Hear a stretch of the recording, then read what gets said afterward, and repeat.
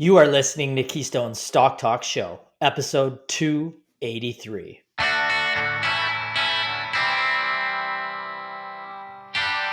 If this is your first time listening, then thanks for stopping by.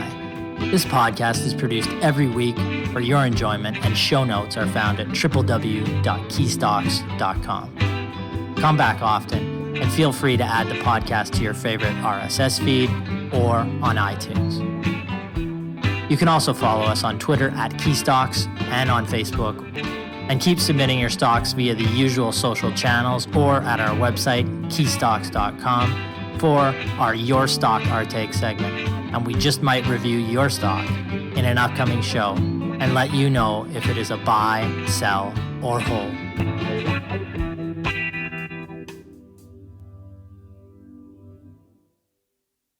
It's great to chat with you again this week with our first regular show of 2025, but it is far from regular. I will kick off the festivities with a look at the general market valuations to start 2025. Aaron will answer a viewer question on navigating international equity allocation. Brennan will provide a preview of a report he authored on the telco industry in Canada. And finally, Brett will take a frequent viewer question on whether you should use leveraged ETFs. All right, let's get to the show.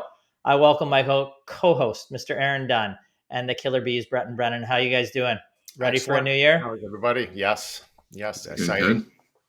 So exciting. Exciting for 2025.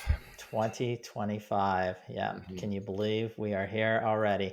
We got an exciting. I was really looking forward to the 2020s when I was a kid because, the 2020s would remind me of the Roaring 20s. Mm-hmm. I can't say, it's been the easiest decade so far, but I mean, for us, it's been good, but just globally in terms of uncertainty and a lot of the things going on, but roaring.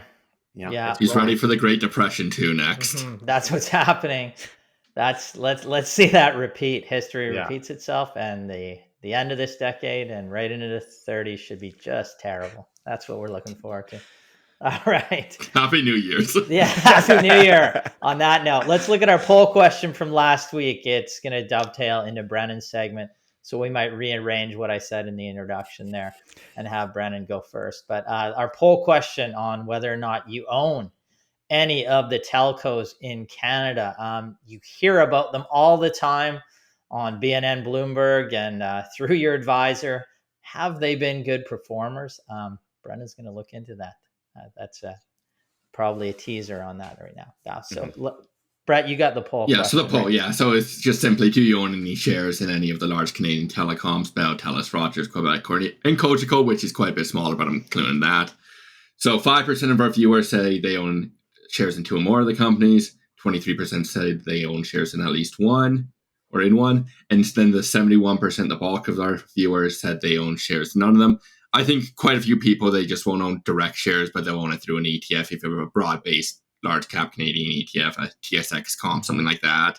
You own indirect exposure for sure through an ETF or a fund, a mutual fund or whatever.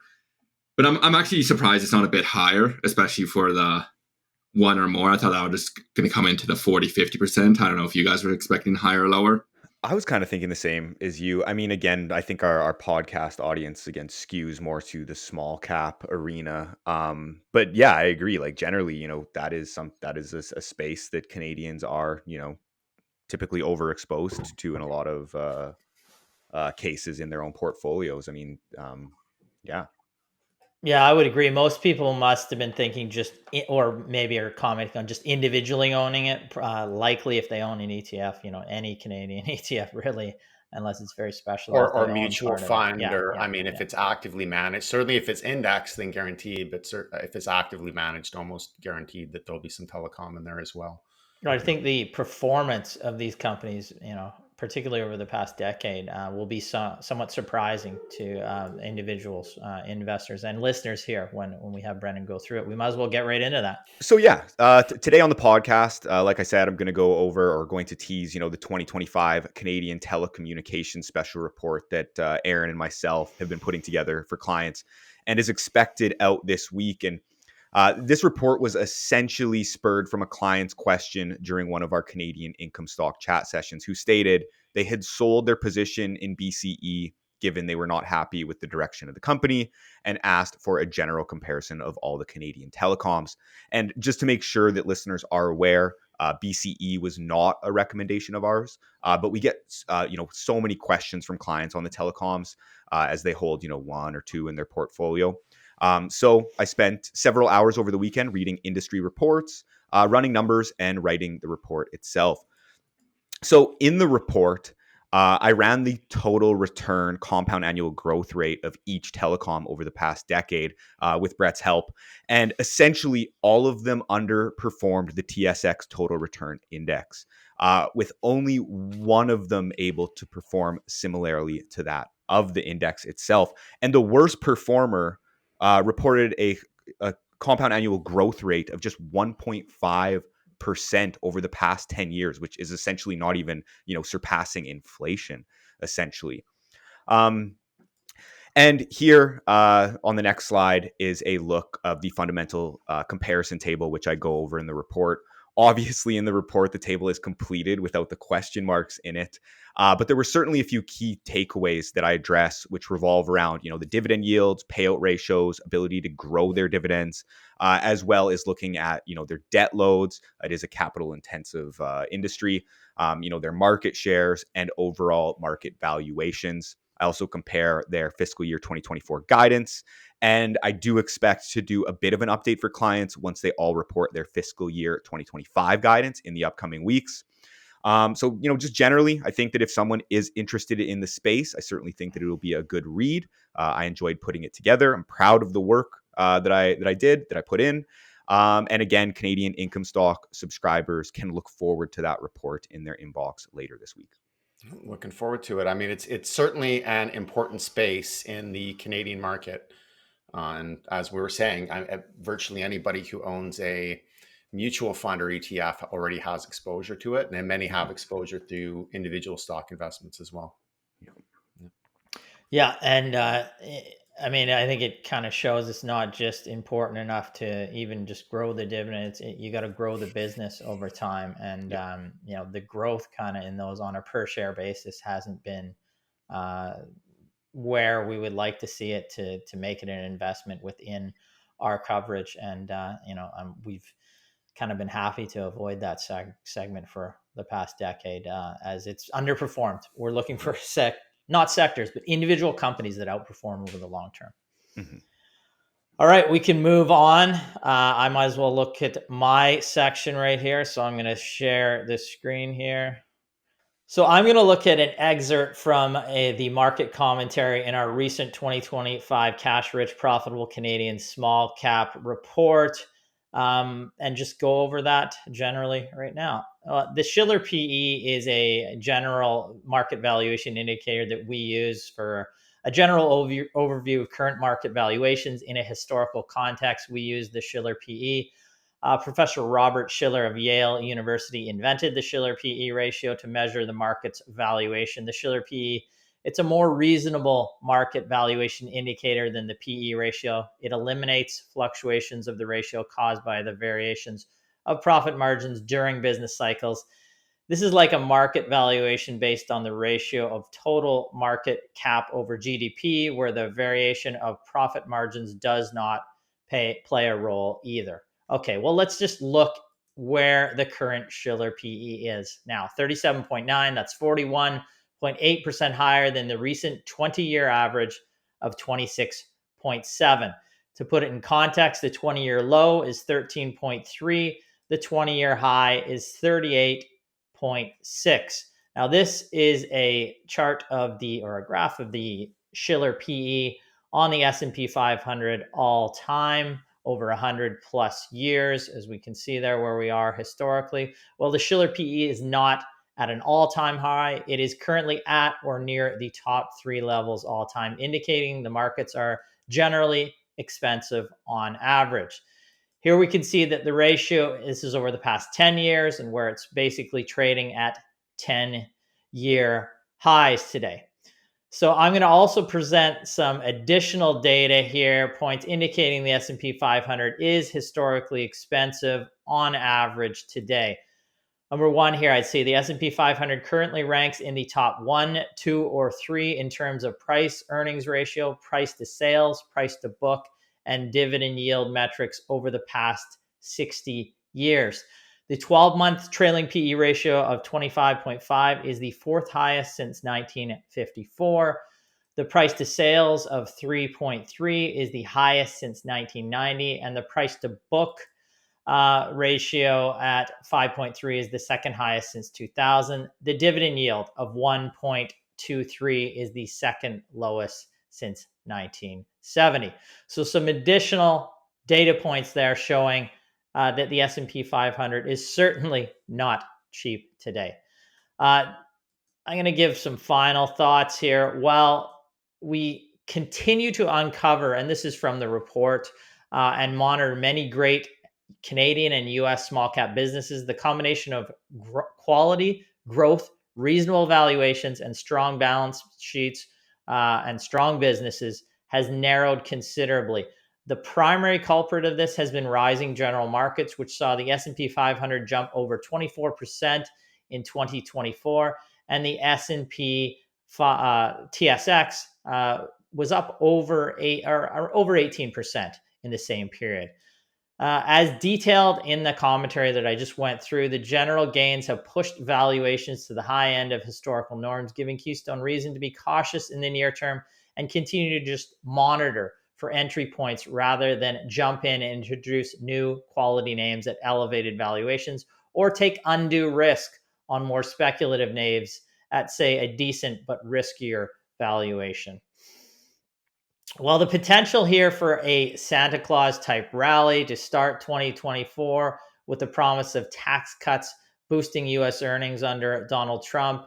The general market environment at present, which does include potential tariff wars, uncertainties within Canada and the U.S., potential inflationary pressure, slower economic conditions, and high historic valuations, like I went through, should tip the scales for investors into a more cautious stance in the near term.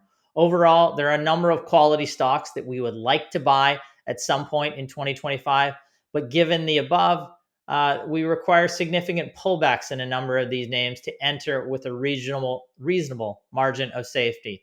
In fact, we have a U.S. small cap service that we're looking to launch and several stocks we've identified as quality long-term businesses, but continue to monitor for better entry points. It's certainly not as easy to find.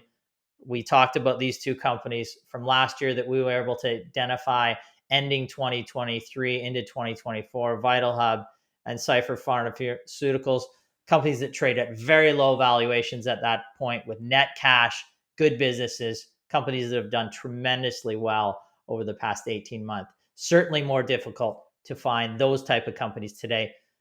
But we are finding some value, and we're going to come out with a report over the next 2 weeks for our Canadian small cap clients on new top recommendations for 2025. Difficult to find companies that go up 200 to 300%, but are there still some companies that look 50% undervalued? Yes, there are. You just have to search a little farther today. Yeah, exactly. Right. A couple of unique situations and interesting businesses that we've been interviewing over the last few weeks. So yeah, clients will be able to look forward to that. For sure. Okay. One of the things that I just want to mention is that with the Shiller PE there, how it was intended to be used. Like a lot of people will look at that as, well, the valuation is high, so does that mean I should get out of the market? But Shiller actually never intended the metric to be used like that. But what he did find is that there was a relationship, an inverse relationship to valuation and future returns, like long-term returns. So for example, when the valuation is high, it's more likely that the average return over the upcoming 10 years would be lower. So right now we have a high Shiller P ratio, historically high Shiller P ratio. And what we're seeing is, for example, Goldman Sachs, they made a prediction where they're expecting average returns for the S&P 500 to be 3%, basically on average over the next 10 years, which is obviously minuscule compared to what they have been, right? So that's really the way to look at it. One thing if you're going to try and do market timing based on the Shiller P ratio, like say get in and out of the market, you already would have been out of the market many years ago and you would have missed all of these historic returns. So don't do that. Another thing is when Goldman Sachs makes a prediction about, 3% average returns over 10 years, that's just the average. But over that period of time, you could actually experience a period of very high volatility where stock prices and valuations go up and down. And that's really where the opportunity is for stock pickers, particularly small cap stock pickers, but potentially any stock pickers, to do research and find opportunities to buy great companies when they do come down. So even in an environment like that, for an individual stock picker, there are still great potential opportunities.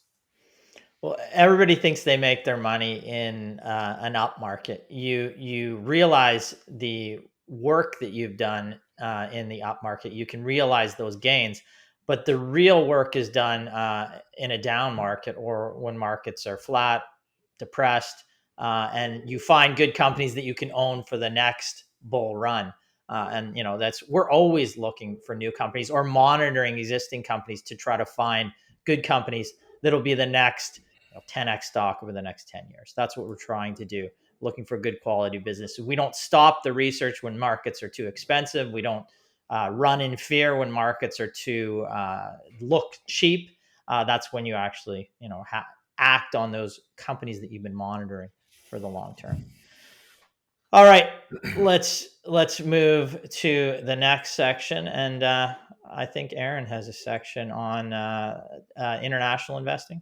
Oh, great. Thanks, Rand. So yeah, exactly. So the title of this segment is navigating international equity allocation. And I'm sorry, I couldn't come up with something more exciting, but really what this is based on a question, a very good question, actually, that we got from a client that I answered. And I felt that, doing some of the research that I did, it would be useful to other people as well. So just to go through the key points of what this investor was asking. So they consider themselves a long-term investor. They're not a market timer. They allocate 10% of their portfolio to international stocks. And they do this via an EAFE ETF. So this is Europe, Australasia, Far East ETF to get that international exposure. So the other 90% is in Canada and the US. And my understanding is that a high allocation to the US. The EAFE, though, has underperformed the US significantly over the last 15 years. So just for example, 2024, I think 24% was the S&P 500. EAFE was essentially flat. But what this investor noticed is that when Europe declines, that Europe has tended to decline more in downturns. So when the market goes down, Europe goes down more than the US, but it also lags in the recovery. So he doesn't want to be a market timer, but at the same time is wondering, does it really make sense to stick with this 10% allocation in international investing? Why not just get rid of that and put it more into the US where the returns have been far greater? So really what this is a question of is diversification benefits versus this consistent underperformance that we've seen. So just to be clear, the EAFE ETF is largely weighted to Japan and Europe, where growth has been slower. But why don't we just talk a little bit about why diversification is generally recommended in the financial community so that people understand what the purpose of it really is. So different asset classes, sometimes like say bonds and equities, or even different types of stocks, can have what's called a low or an inverse correlation. And basically what this means is that they just move up and down at different times. So, potentially when one is going up, the other is going down, but they don't move up and down together.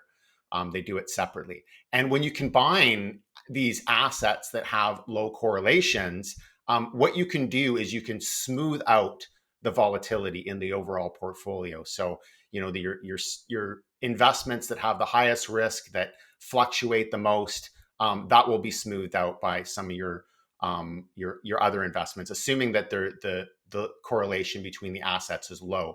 If they're moving up and down at the same time, then this doesn't work, right? So, but what diversification can do, but it does not always do, is it reduces the risk of this market-based volatility. So volatility, just like how much is your portfolio fluctuating, right? From week to week, but really even from year to year. And this can potentially increase the risk-adjusted return. So risk-adjusted return is the return for every unit, essentially, of volatility, or just the return relative to how risky it is. But what diversification is not intended to do is increase overall return, right? So in fact, overall return is always going to be lower in a diversified portfolio than the highest returning asset in the portfolio. The highest returning asset, if you had with foresight invested all of your capital in that, you would have been better off. But the problem is you don't have foresight. So you're not going to necessarily know what your highest performing asset is going to be. So by combining different assets that don't move up and down together, and also have a positive return, you can actually increase your risk-adjusted return, but not your overall return. So I just have an example here. If you look at this chart, so this is basically a fictional 1-year chart of weekly returns over the period of a year. And stock number 1, this is a high return, higher volatility stock. So this is the chart up at the top here, the yellow chart. This is the highest returning stock in this example here. Stock number 2 is lower return. This is the one at the bottom, the orange line. Essentially, almost flat, but it is much less volatile than the higher return company. Okay, so because these fictional stocks happen to have a low correlation to each other, if you were to combine them together, you would get essentially this middle line, a portfolio that looked like this if it was a 50-50 split, the red line, basically balancing between the two. So a higher return than the lower return, lower risk stock, lower return but lower volatility than the higher return, higher risk stock. So that is basically what diversification is intended to do, not increase the return, but decrease the risk. And if you look here, the way that risk-adjusted return is generally measured in the industry, and that's by Sharpe ratio. Combining in this specific scenario with all of these numbers, combining those two stocks, you actually get a higher risk-adjusted return, 0.43. Relative to either of the options of having the higher return stock, just 100% in the higher return stock, or just 100% in the lower return stock. So in this case, the diversification generated the higher risk-adjusted return, but the lower nominal return. So the disclaimer is, I created this data specifically for this example, and I created it to work like this, but diversification doesn't always work like this. So this does not necessarily apply to the question regarding the EAFE and the S&P 500, because we would have to use those numbers in terms of correlation and returns and volatility. So the problem with diversification is that asset classes are often highly correlated with each other. They often do move up and down, even when you wouldn't expect them to. And this will reduce or even eliminate the benefit of diversification. And also future correlations, because you need to find assets that have low correlations with each other. You don't know what the correlations are going to be in the future. These can be difficult to predict. But finally, and I think that this is more relevant and easy to understand for most investors, is that depending on your specific risk tolerance and your specific individual situation, investors need very different levels of diversification depending on these characteristics. So in some cases, investors are highly sensitive to volatility in their portfolio, but in other cases, they are able to take on much more risk and the volatility does not bother them. So this is just basically a breakdown of the S&P 500, so we can look at what this investor is talking about over the last 10 years, 10, 12 years here. So the S&P 500 over this period of time returning 308% compared to the EAFE ETF, which returned only 41%. So we can see absolutely dismal returns from the international ETF relative to the US. But another thing that I'm seeing here and is that I don't necessarily think that you're getting a lot of the benefit of diversification as well from this. And I haven't tested this statistically, but if you just look at the stock prices here, at the price charts here, they do tend to go up and down together, which would imply to me that they are actually highly correlated. Therefore, you would not get the full benefit or perhaps much benefit from diversification. Now, this is just a 1-year chart. More than likely, the more important correlation is how they're going to interact with each other or correlate with each other over the longer term. But it does seem that if there is a major economic event in the United States, and this would affect the rest of the world as well, so likely there would be some high correlation. So is this a cycle or a trend? Well, post Great Financial Crisis, 2007, 2008, the US has outpaced Europe significantly. This is due to faster economic growth, dominance of the big technology companies, and just many challenges that the Eurozone has had. Now, sometimes there is mean reversion and market leadership can shift. We can't predict the future. Europe did, and emerging markets did lead returns in the early 2000s. Valuations as well are something to consider. Europe trades generally at lower valuations compared to the US, in some cases for good reason, but having some diversification into a more value focused area would potentially be worthwhile. But I essentially, as with many questions in investing, is there is no clear-cut answer because it's really going to depend on the individual. So there are 3 options that this investor could really take. They could eliminate all of their international diversification, completely remove international exposure, and concentrate just in the US and Canadian markets. And if future performance reflects past performance, then they certainly will do better with this. But it is higher risk, and we don't know if there will be some mean reversion or a downturn in the US, perhaps due to higher valuation or some other type of event, whereby having international diversification would actually be worthwhile. But another option would also be to reduce exposure to the EAFE while maintaining some international exposure. So one way to do that would be to go down from 10 to 5%, or maybe looking to other types of ETFs, like an all-world ex-US ETF or global ETF or emerging market ETF, and combine those. Those are 2 options, but really, this is something that it comes down a lot to the individual investor and how much you feel that you can withstand the volatility in your portfolio.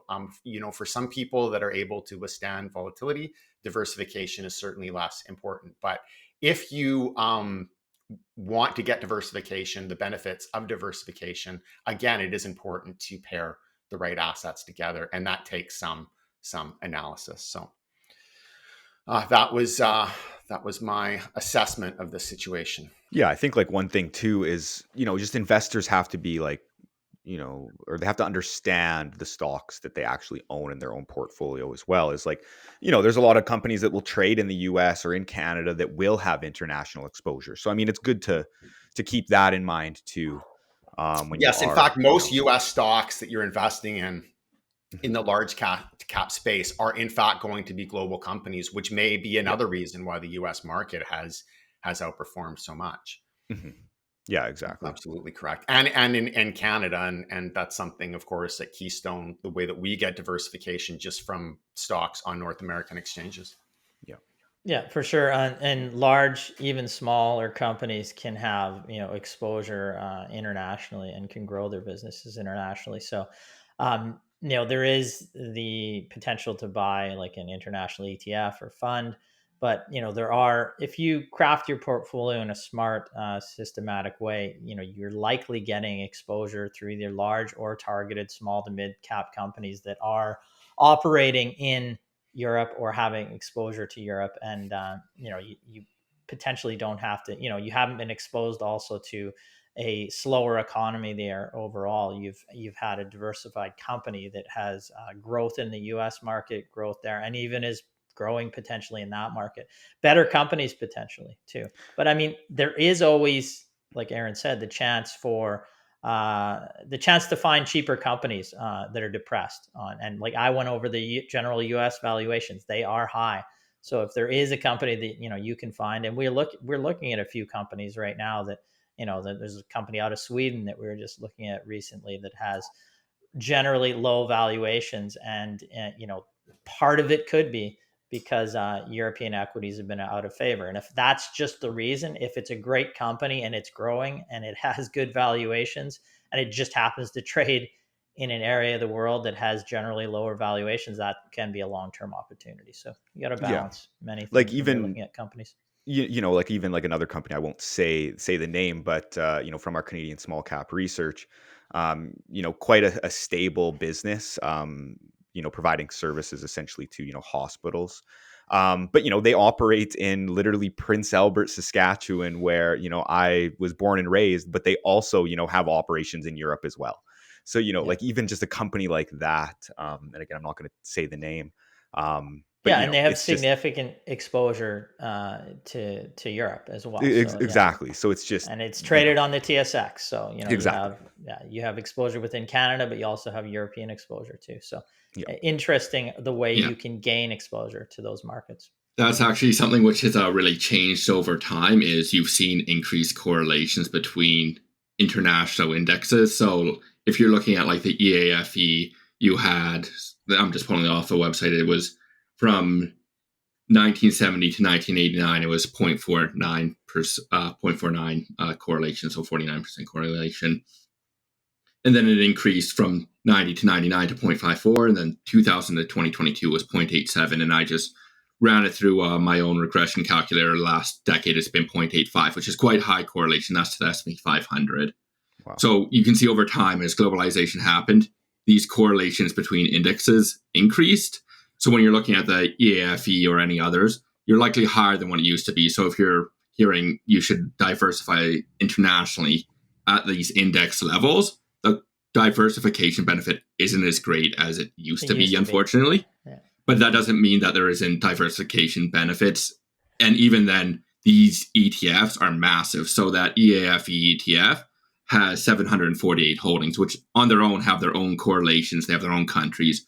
You have to remember, when you're looking at the S&P 500, that's one domestic, obviously, like they were just discussing, Ryan and Brennan, is they have external exposure, but it's adjusted domestically traded on the US exchange companies versus you have Japan, you have all the European countries, you have Australia, you have a lot more breadth of different companies and within the countries even.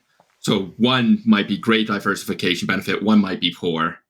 And that's the issue with these ETFs as well, is it's not as good as it used to be. And then you might need to go a bit deeper. You might want to diversify just to one country that has low correlation with Canada or the US versus these broad-based international ETFs. And I would say if you pulled out the top 10, the FANGs or the top 10 tech stocks of the S&P 500 versus a European index, there wouldn't be as much of a divergence. It actually performed worse the last couple of years, the S&P 500. Right? That's interesting. That's interesting. Yeah. So then you can basically, if you're taking the approach that you're just chasing the very highest quality asset, then you can just say, well, let's forget even about the US market and just buy the FANG stocks. But that would be then, that's an example. That would be a very risky strategy. If they continue to grow like they've been growing, you'll be one of the highest performing portfolios. But we saw what happened when in the most recent tech downturn. It was very swift, and you can lose 50% or more. And some of those tech companies were down 90%. Many haven't recovered. So. Interesting. All right, let's move on to our final section. Brett's got that. You're going to look at leveraged ETFs, correct? Yeah, we're all about ETFs today. Yeah, we are. It's the ETF show. Yeah, apparently it's ETF talk this week. So thrilling. Yes. So we get questions. This is another one of our client questions, which we get quite frequently. And it's just whether or not you should use leveraged ETFs in really any capacity, whether it's a broad-based ETF that's leveraged or if it's a specific stock. And I'm really just going to go through a high level of these products, how they're structured, and whether or not you should even consider using them at all.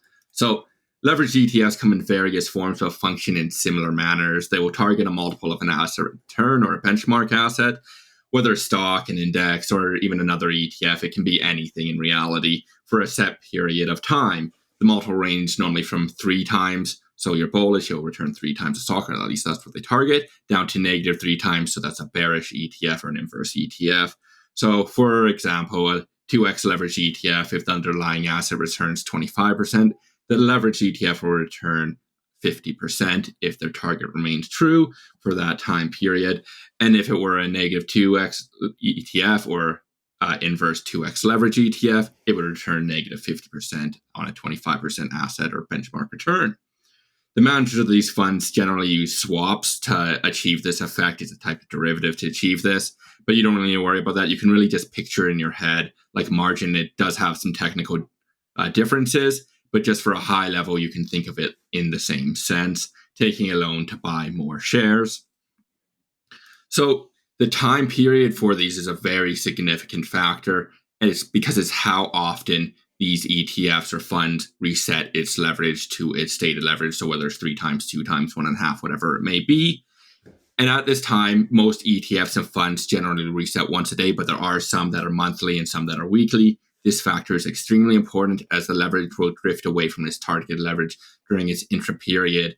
But the more frequent reset period, the higher the volatility decay. Volatility decay, or sometimes called beta slippage, is simply the loss of value due to the rebalancing to a set leverage. If you allow leverage to move more freely and you are long, if the asset drops, your leverage increases, and vice versa. If the asset decreases, that's your free floating leverage, like if you're on a margin account. But these, they reset their leverage, whatever they say, most likely daily. So a simple example with high volatility is if you use a 2x long position on a stock and it drops 25%, you've lost 50%, and your leverage would now at that time, if it was free floating, would be 3 times, assuming the position is still intact, no margin call or anything like that. So if the benchmark were then to rise 33%, returning to that initial value, the stock or asset, whatever it may be, would be 0% return over those 2 periods. However, if you have a fixed leverage with it resetting every period, this will not occur. If we do the same drop of 25%, then increase 30%, 33% of the benchmark asset, the 2x leverage ETFs that resets will actually have a negative return of 16.7%. And if you were to extend this exact same pattern of going up and down the same amount over and over, resetting to 0% asset return over and over again, the more periods you have, the more decay will occur. So really what I mean, but what I want to show with this is if you have more frequent resets and it is just doing this volatility up and down, then you'll actually get a worse return. You'll underperform even if you have leverage, even if no direction changed. And that's the point I want to get across with this slide, because we're going to go a bit more complex and why these don't always work in the long term. So here is a table for a 3x leverage fund, expected performance given the volatility. This is before fees or anything like that. It is a lot of numbers, but the point I want to get away here is the dark gray, given a certain volatility and then a certain return, is where the fund will actually underperform its targeted return over multiple periods. And the light gray is actually where it will overperform the targeted rate over multiple periods. So a key takeaway of this is really the higher the stock price volatility or asset volatility, the worse the leverage funds will perform, even if you are directionally correct in if you buy a long leverage ETF and the benchmark asset appreciates. If the volatility is high enough in this asset, you will actually underperform the non-leveraged benchmark. On the other hand, if there's no volatility or little volatility, the leverage fund can actually outperform its own targeted return of its targeted daily return once you're compounding for multiple periods. So if, for example, on this table here, if you had a 0% index volatility and we go right to the bottom left corner there, the target return would have been 180% if you just had 3 times return, but it's actually 310% return. And then if we look at the bottom right, same thing, the expected 180% return if it was a true 3 times return, but at 60% volatility, now we only have a 39% return. So very significant difference to say the least. Now shifting to a real world example, MicroStrategy, as it is very volatile, and Brennan recently took a position on it as he made public a couple months ago. Benny has since closed it though. I'll let him talk about that after. So this chart up has both the long and short 2 times ETFs, MSTU for the 2x long and then MSTZ for the 2x short. Since November 13th, the stock has returned negative 3%, so it's lost 3%, effectively flat as far as MicroStrategy goes. But both the 2x long and the 2x short ETFs have actually both had negative returns of losing 32% and 49% respectively for the long and short ETFs respectively. This is the volatility decay, as the underlying MicroStrategy shares have been extremely volatile during this period. So even if the stock has not really moved, you can still lose money with these ETFs. That's what volatility decay does. However, if we zoom out, both these ETFs, they started trading on September 18th. MicroStrategy's shares returned has been 142%. The 2x long has returned 243%. So not quite that 2x return, but it's at least still positive. Whereas the 2x short has returned negative 96%. You have 1/25 of your portfolio remaining if you use this ETF. And you'll see this with a lot of these long and short ETFs, is they'll have long-term returns that are very, very, very negative and nearly 100% in many cases. So, but however, if you look at the peak of when MicroStrategy shares were trading at its local peak during November 20th of $474 a share, it had a return of 257%. And since the ETF started trading, the 2x long actually had a return of 906%, well over that 2x daily target, as well as it well exceeded the volatility decay, the compounding return of having 3x daily. So the point of this is really to show how much your holding period matters when it comes to these financial instruments, and why daily leverage ETFs should generally and very exclusively not be used for long-term holdings, as the return will deviate significant from expected return. You will not get a 3x return if you're holding these for more than a day. It's just not going to happen unless it's just by pure chance. These are made for traders. They are not made for long-term holdings. Even if certain time periods you will outperform, you might even have higher return than their stated daily values, but it's very unlikely to hold in the long term due to the decay. You can view yourself as being short volatility when buying a leveraged ETF, as the increase in volatility will negatively impacts you, or realized volatility, I should say. A combination of higher leverage, more frequent leverage reset periods, and higher volatility, the worse the leverage ETFs or funds will perform, regardless of the direction of the movement of the benchmark. You can be correct in the direction, but if you are using this instrument, if the volatility is too high, you can still lose money. Overall, these instruments are really designed for trading, not for long-term holding over multiple leverage reset periods. So if you have a buy and hold mentality like Keystone does, they just aren't worth using. Yeah, good job, Brett. So yeah, I always need to preface it, but because I will go into, just to show my real world example and what the return would be, or what my return was versus what the return would be if I continued to hold it today. So again, need to preface it. Was completely speculating on this, trade, or in other words, gambling. And I was gambling on MicroStrategy here. So I was using the 2x inverse MicroStrategy ETF, or ticker MSTZ, to essentially short MicroStrategy. So try to follow along with me and keep these numbers in your head. So MicroStrategy was trading at about $380 per share when I initially entered the position, and I closed my MicroStrategy short on the MSTZ on December 19th, when it traded at about $326. That was MicroStrategy. And I closed out my position for about a 19% gain. Now, if I continued to hold that position today, despite MicroStrategy trading at $328 today, which is essentially the exact same price I closed it out for on December 19th, today, rather than a 19% gain, I would actually be down 10% on that position, just because I've continued to hold it, even though, MicroStrategy's stock price is at the exact same spot. So again, this just shows the volatility decay, which Brett went over. Again, these are for traders, not long term. So over what period of time was that? So I entered it November 30th and closed it out December 19th. So I'm not sure how many trading days that would be. So in less than 2 months, even though the share price was actually at the same price. It was lower. So you bet on it right. You bet on it right. It was higher, went lower. You would have lost around 10 or 11%, essentially. Yeah. So that just shows you, even if you're right, yeah, you can be wrong in terms of your pocketbook. And what if the share price had gone up and you continued to hold it? Well, then I'd be down even. So in the three scenarios, there's only one that you make money. Like it can either go down, it can go up, exactly. Or it can stay flat. And 2 out of 3.